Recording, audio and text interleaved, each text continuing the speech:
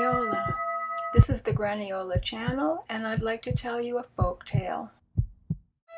Folk tales are simple stories that have been told and retold, passed down by word of mouth from generation to generation. They unify people. This is the tale of the tailor shop pranksters. Often when you listen to a folk tale, you'll know where it comes from. At the end of this story, I'll tell you what part of the world it started in.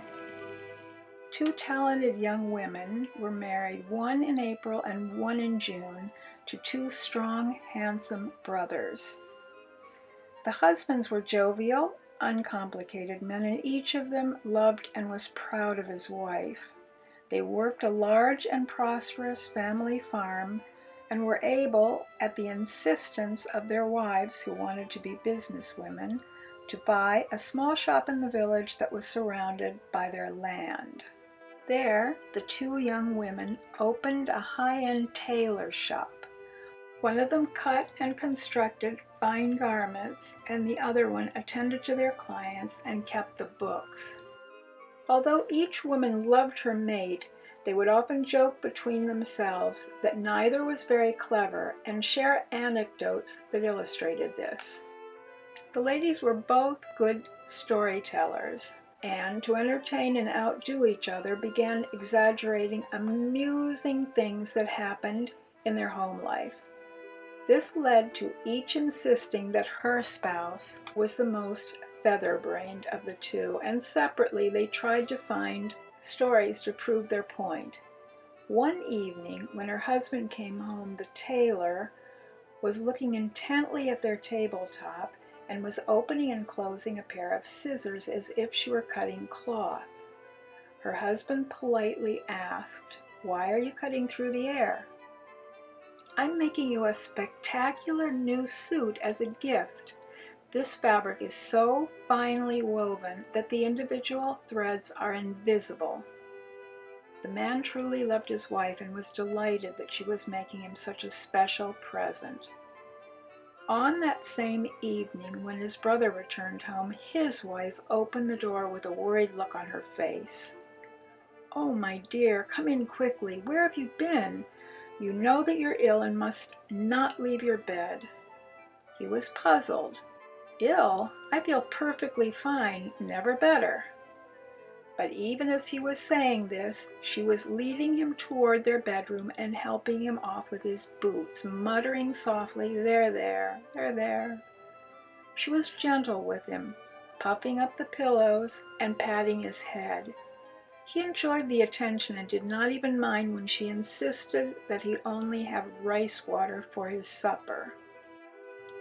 The next morning he awoke to see his wife with what he took to be tears running down her cheeks, but was actually water splashed on from the sink, lamenting, "There is nothing to be done. There's nothing to be done.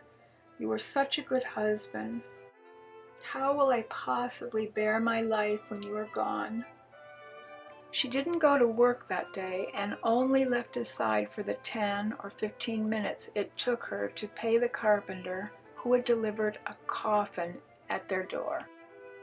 In the meantime, the tailor had convinced her husband that he should exchange his pajamas for the very special suit she had finished in time for a funeral they would need to attend.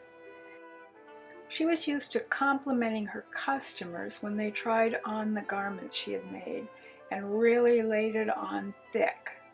"You've never looked so handsome. That airy light fabric perfectly shows off your amazing muscles. The jacket hangs elegantly, and you are as majestic as a king," etc., etc., and on. You got the idea. So, to tell the truth, her words built up his confidence, and his smile became sunnier as he strutted through the house wearing no clothes at all. If possible, his brother felt as melancholy as he was happy. His damp-faced wife had told him that he had died, and had helped him into the coffin where he was perfectly still with his hands crossed over his chest. He stayed this way as the two of them joined the funeral procession, he being carried along in a pine box and his wife walking. The villagers marched along somberly for 1 or 2 blocks until they had reached the gates of the cemetery and saw his sister-in-law wearing a chic black dress standing next to his brother, who was completely nude. This sent the villagers into peals of laughter. Hearing this happy uproar, the reclining man shot straight up in his casket, and when he saw his brother, he shouted out, "I would laugh if I were not dead." When they heard this, all of the town's people cheered, and the two wives congratulated each other on their clever tricks. This is a tale that is told in Iceland.